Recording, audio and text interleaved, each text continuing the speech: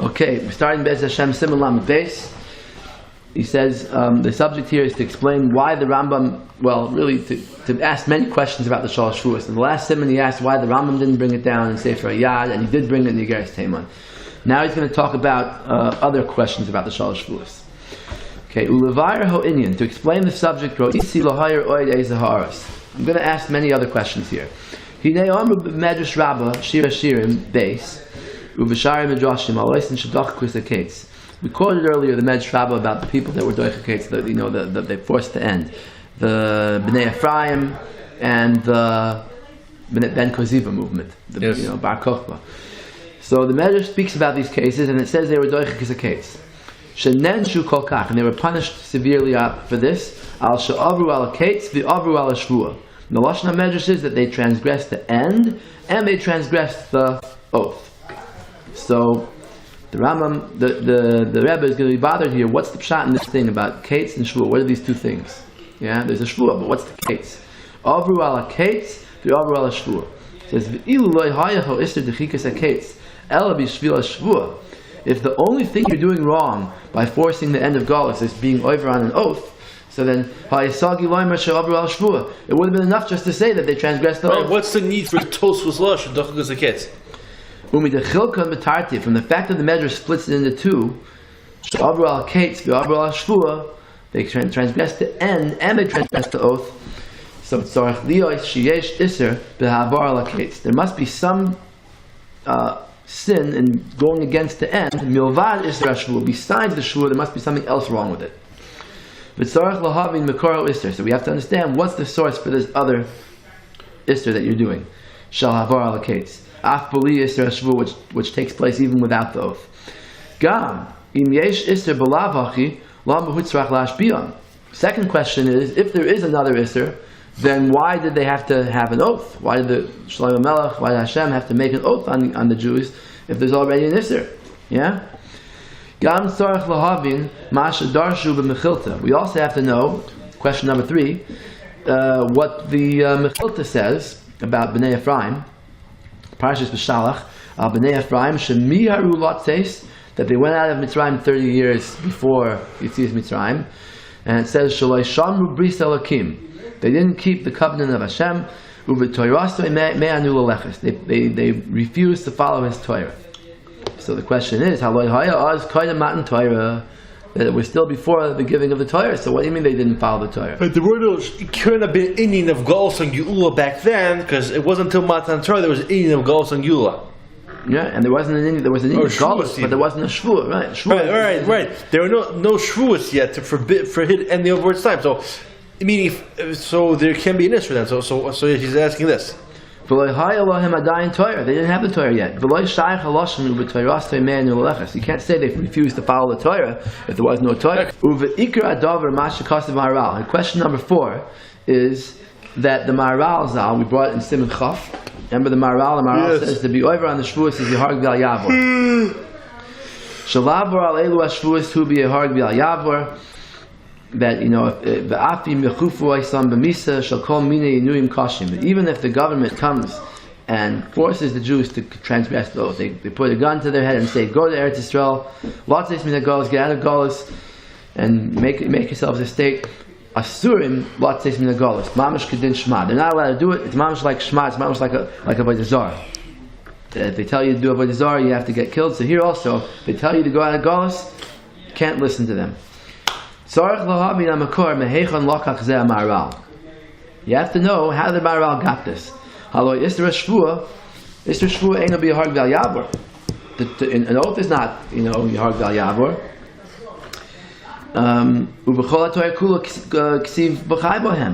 And all the rest of the mitzvahs in the Torah, the din is b'chai bohem. The din is that you have to do the avera and save your life. Zulas oisen agimel averis, except for the three big averis. Avodah zarah, gilui rayis, shvichas damim. Af beoisen agimel averis, even by the 3 averis of avodah zarah and gilui rayis and shvichas damim. So what was this of a kahat? Ubechol haTorah. Okay.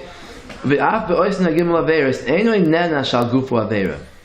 That if a person, let's say a guy points a gun and says, do avodah zarah, and the person does avodah zarah, he doesn't get the death penalty for doing avodah zarah. If someone does the aveira because they're trying to kill him, he won't get punished. Ki onersu, because he's forced. The oinus rachmana patre, that there's a klal in the whole Torah that if a person does something by force, under duress, he's pater. Kemavur b'Rambam perakei milchus yisodi haTorah be'emtza halacha daled.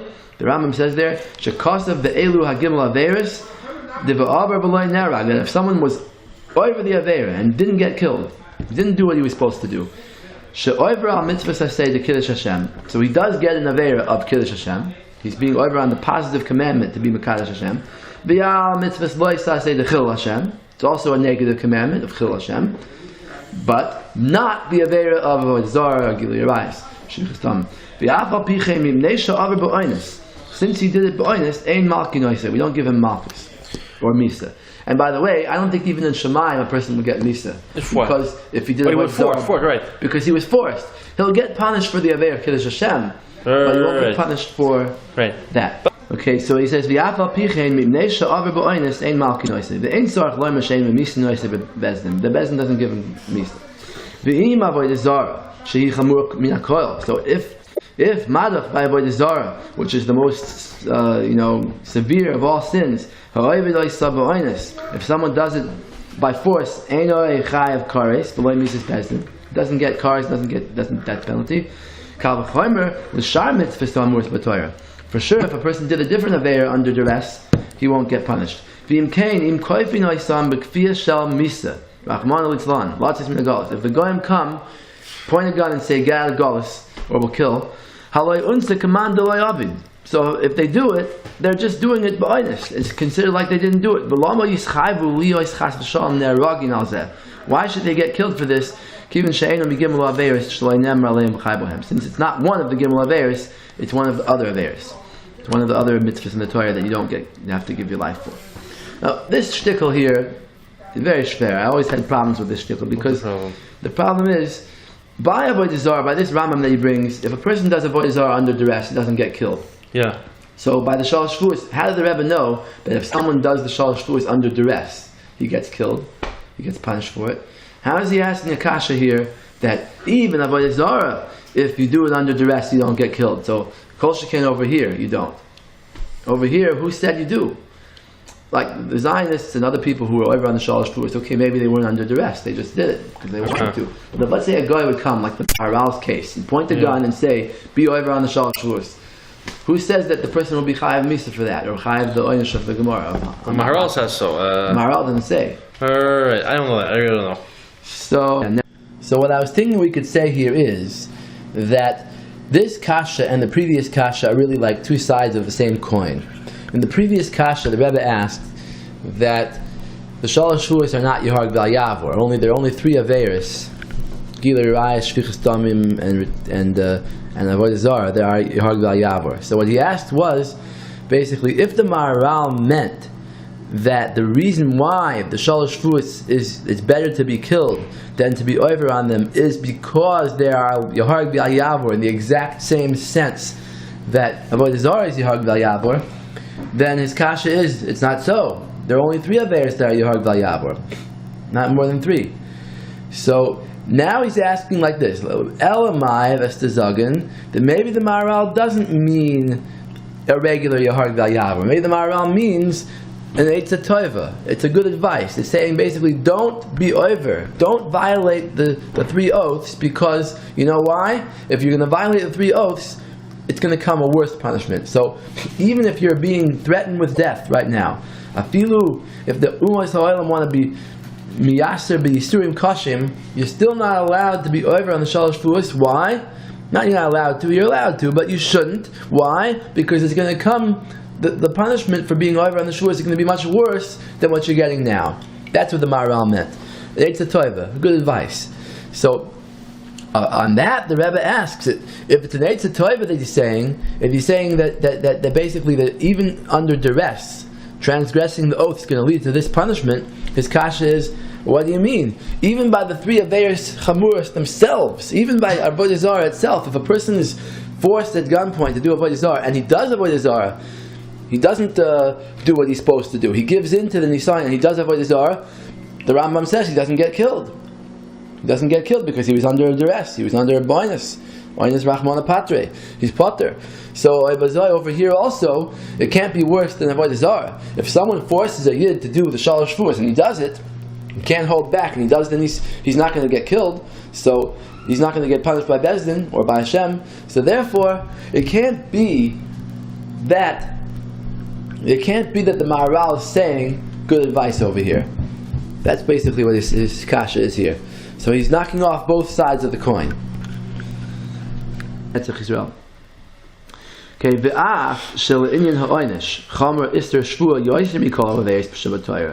though we do find that Shvuah is more chamer, but he's going to say it's not Yehog Bal Yavor. Where do we find it's more chamer than any other there? The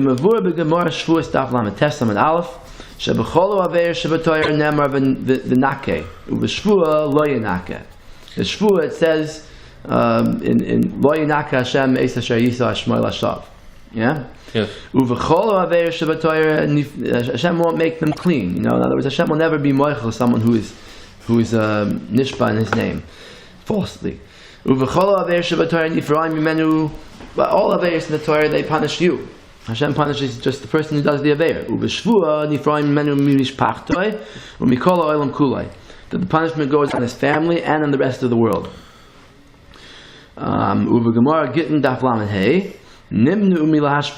There's a story there that it says that they used to make an almana take an oath to collect her ksuba when her husband dies and she has to get a ksuba from the children. She has to take an oath to say that she never received it when he was alive. That he didn't give her a mashkun to hold, some money to hold or something to hold for her ksuba. She has to swear that she didn't do that. So they stopped being mashpia her. The Chacham stopped this practice of making her take an oath. Why? Because they were afraid of the dangers of an oath. Mishum Maisa Shahaya, that there was a story there, Shenen Shakol Kach, that a lady was punished a lot for an oath. The story was that someone gave a coin to a lady to keep, and she put it into her flour, and she baked it into the bread, and she gave it to a poor man, and the poor man, took the bread, and then later on, the owner of the money came back and said, "Where's my money?" And she said, "I was never nena." She said a shvuah that one of her sons should die if she was ever nena from it, and one of her sons died. When they heard about this story, Amru, Man mishanishba be'emes kach. If someone swore thinking it was true, and still got such a terrible punishment, hanishbal sheker alachas kama v'kama. So someone who swears knowingly is for sure going to get punished. Toisvis there, Niskashu has a question. My time Yanish, why did he get a punishment? Why did she get a punishment? There's a drasha that it says ha'adam, which excludes someone who is under duress and doesn't really know what he's saying. So here she didn't know what she was saying when she swore. She thought that she didn't have enough from the coin. Really, she did. Gam Amr ben Adarim, Kashem Shenidre Shkagas Mutaris.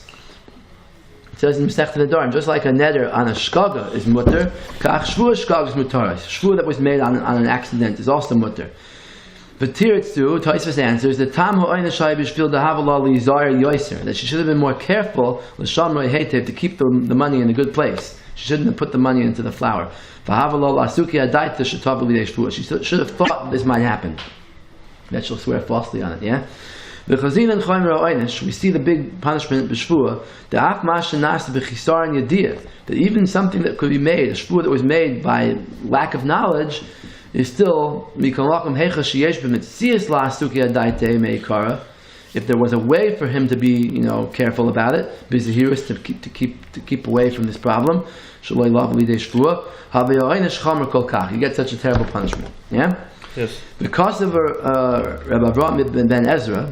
The Ben Ezra, right? The Parshas Yisroi, Al Kosiv Loi Sisa. The pasuk says Loi Sisa Hashem Hashem L'Kach L'Shav. So there's an Ibn Ezra there about the strictness, the severity of an oath. V'zel L'Shainai. We're going to quote the whole thing now. Hinei Ra'inu Ba'avur Shenishbu B'nei Yisrael B'Rabim Al Dvar Pilegish B'Giva. That they made a shvuah there by the war of Pilegish B'Giva. They made a shvuah. They made an oath that everybody has to help in the war. All the tribes have to come and fight this war. We find that those who were over on the shvuah got punished, got killed. V'chein anshe yavesh gila l'nashim v'nashim v'taf. I don't know what it means v'chein, but we're talking about the anshe yavesh gila. Those are the people that didn't come up to fight the war. And what happened to them? Everyone was killed. Even the ladies, even the children were killed. Everybody from that town, because they were over on a shvuah. You see how severe an oath is. V'chein lo ya'aseh afilu b'mechalei Shabbos. We never do such a thing. We never kill children, even for b'mechal Shabbos. V'gam ro'inu shabikesh Shaul la'aroi Yonasan b'noi. Shaul wanted to kill his own son Yonasan, because he transgressed the oath. He took some of the food when Shaul made a shvuah not to eat that day. V'hu lo shama shvuah. He didn't even know about the oath. He was a shogeg. V'ro'inu shehevi Hashem ro'av la'aretz ba'avur Shaul u'beisoi. Hashem caused a famine in the land because of Shaul and his family. She'avru al Shevuos hanesim, that they were over on the shvuah. She'nishpu legivonim. That you know what happened originally in the time of Yoshua, the Givonim came to be Megayer, and the Nesim promised them that there would always be water carriers and wood choppers, and they would have a parnasa from that. And then Shaul came and took away their parnasa, because he killed the Noivir Kohanim and they had nothing to do. So they were over on that shvuah, and there was a hunger in the land because of that. The Ibn Ezra goes on. He says we don't find any punishments in the Aseret Dibros. Rak ba'avodah zara u'b'nesiya Shem Hashem lashav.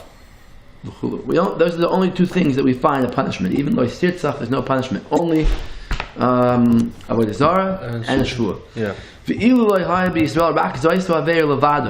If the Jews only had this one sin, taspik lahari chagalos, because Ibn Ezra talks there about people that are very light with oaths. They just throw them around like nothing, like a lot of people do today also. So he says, if that would be the only aveir, that would be enough to prolong the galus. Ulahoisif makal makuseinu, to add to our afflictions. Rahman litzlan. Yuyin sham sheherich oid.